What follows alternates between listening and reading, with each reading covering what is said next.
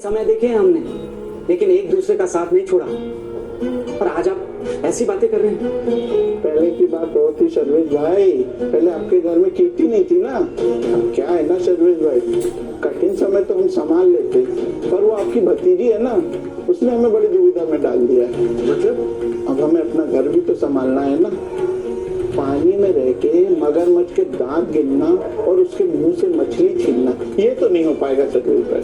इसलिए हम कह रहे हैं कि आप और कहीं से सामान ले लीजिएगा, बाकी अपनी दोस्ती तो बनी रहेगी। और कीर्ति नाम का तूफान जैसे ही हट जाएगा, सब पहले जैसा हो जाएगा। ठीक है सर्वेश भाई? रात भाई, पहले नहीं पता था कि कीर्ति के आने से इतना कुछ बर्बाद हो जाएगा। हमें तो पता था सब, था कि नहीं? तुम्हें समझा समझा के थक गए छोटे भाई, तुम सुनने को तैयार कहाँ थे? देखो सर्वेश, अभी भी कुछ नहीं बिगड़ा है। भाभी के पास चलते हैं और उनसे कहते हैं कि कीर्ति को लेके गांव से शहर चले जाओ, वरना ये मान के चलो कि हम सबकी जिंदगी नरक बन जाएगी। लेकिन भाभी हमारी बात मानेगी? अरे तुम्हारी ही तो मानेगी, मेरी सुनती कहाँ है वो? देख सर्वेश, ज्यादा सोच मत। इससे पहले कि गांव में हम लोगों का हुक्का पानी बंद हो जाए, कीर्ति को यहाँ से भगाते हैं, ठीक है? लगता है भैया आप सही कह रहे हो। चलिए भाभी से बात करते हैं। कोई जरूरत नहीं है, मम्मा से बात करने की कोई जरूरत नहीं है। इसके दो कारण हैं। पहला कारण ये कि मैं इस गांव को छोड़कर कभी नहीं जाने वाली, और दूसरा कारण ये कि मम्मा ने मेरी कसम खा रखी है कि आइंदा से इस गांव को छोड़ने की बात नहीं करेंगे। और आप दोनों से बेहतर ये कौन जान सकता है कि बेटी की कसम की क्या वैल्यू होती है। मतलब जब तक सब कुछ बर्बाद नहीं हो जाता, तुम यहाँ से जाओगी नहीं? बर्बाद नहीं, आबाद करने आई। और आप दोनों चिंता मत कीजिए, मेरी वजह से आप लोगों को कोई दिक्कत नहीं आने वाली। हाँ, अपने कर्मों की वजह से अगर कोई दिक्कत आएगी तो उसमें मैं कुछ नहीं कर सकती। चाचा जी, आप खाद खरीदने जा रहे थे ना? तो मैं काम करती हूँ, मैं शहर ही जा रही हूँ सब्जी लेने के लिए। मैं आपके लिए खाद लेकर आ जाऊंगी, ठीक है? लाई लाई लाई, अरे मैं लेकर आऊंगी ना। एक बात और, मम्मा के सामने जाकर देवर बनकर रोने धोने की कोई जरूरत नहीं है। बस एक रिक्वेस्ट है, अगर बदलना है तो अपनी सोच को बदलिए। आदत डालनी है तो हमारे यहाँ रहते नई सोच के साथ जीना सीख लीजिए। पता है क्या, नई सोच नई संभावनाओं के साथ जीने से बहुत खुशी मिलती है। और हो सके तो आप दोनों मेरा साथ दीजिए।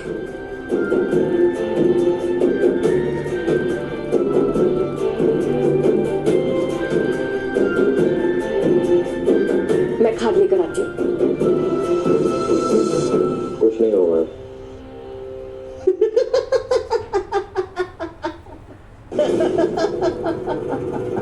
क्या हुआ?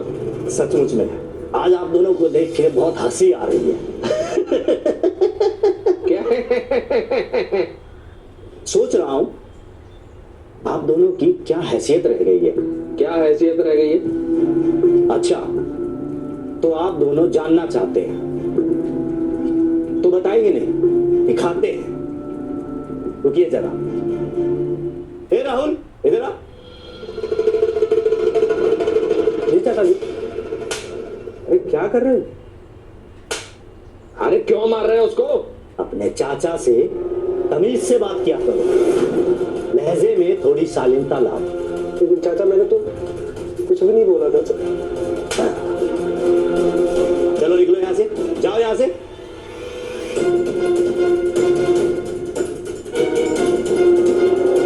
अब उसने मुझे चाचा कहा तो आप समझ ही गए होंगे कि वो भतीजा है मेरा। लेकिन आप दोनों ने देखा, 2 थप्पड़ खाकर भी उसने सवाल जवाब तक नहीं किया, जबकि उसकी कोई गलती भी नहीं थी, फिर भी मैंने उसको मारा। आप दोनों की भतीजी आपके सामने इतना कुछ बोल के चली गई, फिर भी आप दोनों खड़े के खड़े देखते रह गए।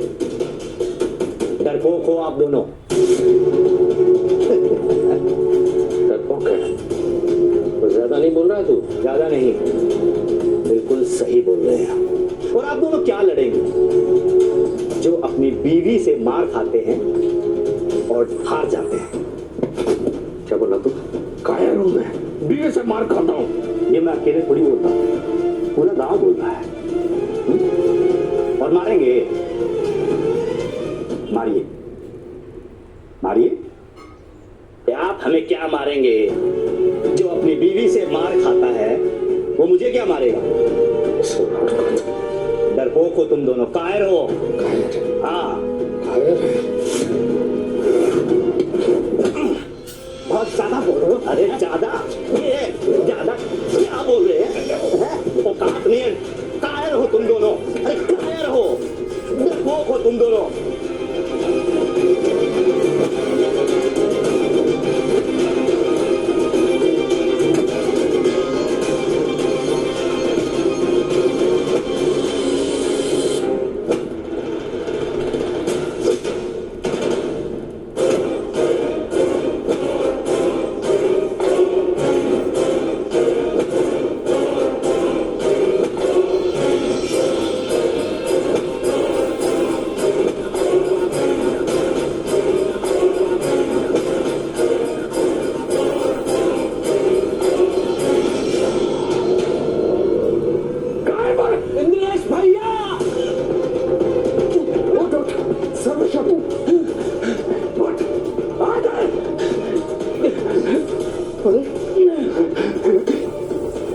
किसी के कारण दुख वाली के लोग हमको डरपोक बोलेंगे आप?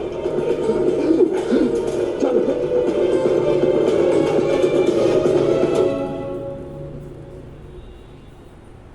पूजा। जी ताजी। पूजा बेटा, बाहर जाकर देखो ना, कीर्ति अभी तक नहीं आई सब्जी लेकर। पता नहीं कहाँ रह गई। अब बहुत समय हो गया फोन करके। भाभी वो आती ही होगी। बस आ गए।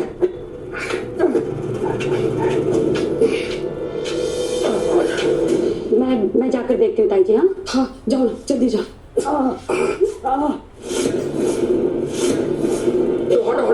देव जी, देव जी क्या हुआ? इन्हें क्या हुआ? हाँ, पानी लाती, पानी। क्या हुआ? पीछे मेरे भाई के पास जाने की भूल में मत करना। ये जो उसके माथे से खून बह रहा है ना, इसके जिम्मेदार सिर्फ आप और आपकी बेटी कीर्ति है। लेकिन ताऊ जी, ताई जी ने ऐसा क्या कर दिया? सब कुछ तुम्हारी ताई जी और कीर्ति का किया हुआ है। मैं बताता हूँ सच क्या है, जो तुम में से कोई नहीं जानता, लेकिन मैं जानता हूँ।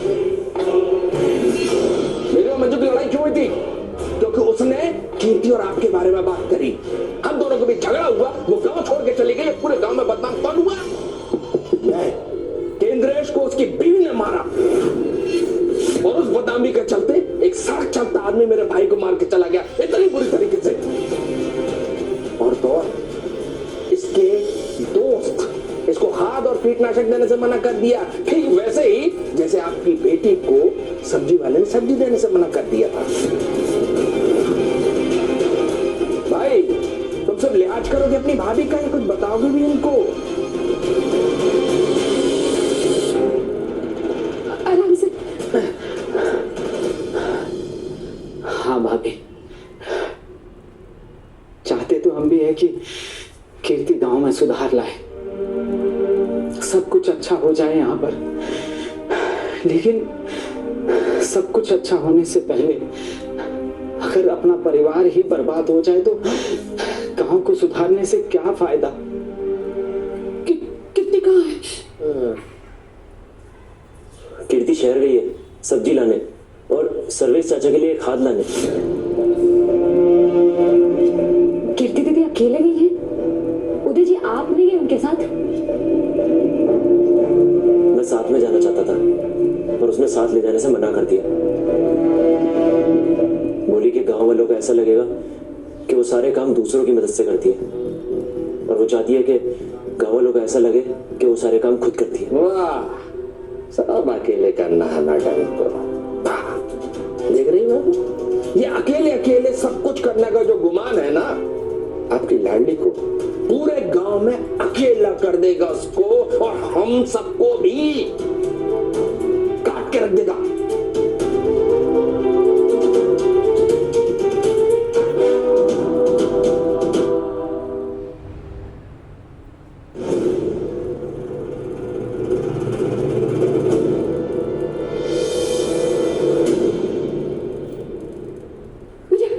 दवाई लेके आ जा जल्दी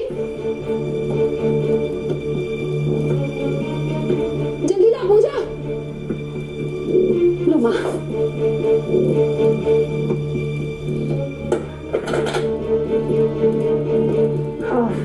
यहाँ से पूजा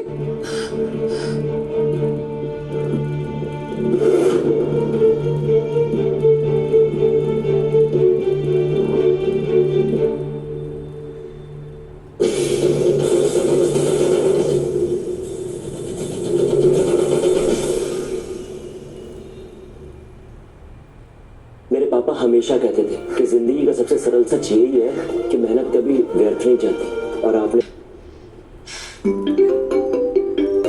मुझे ही